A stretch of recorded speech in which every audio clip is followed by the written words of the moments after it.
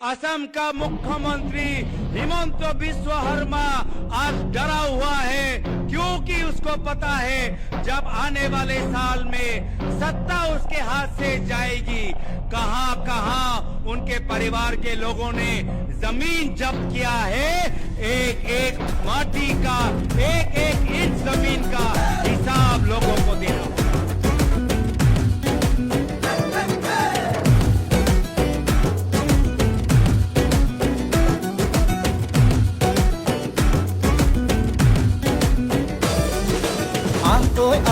লগে ভাগে জাতিটো বচাবৰ সময় হল।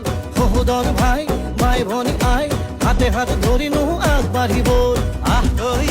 মিলি জুলি নতুনৰ কথাবোৰ শুনিবৰ হল। অসমীয়াই মুখনি চাই একতাৰ এনাজৰি বান্ধিবৰ হল। এই প্ৰগতি আনিব কোনে, শান্তিৰ গান গাব কোনে, দুখীয়া নিচলাৰ দুখবোৰ আঁতৰাই হাঁহি জিলিকাব কোনে।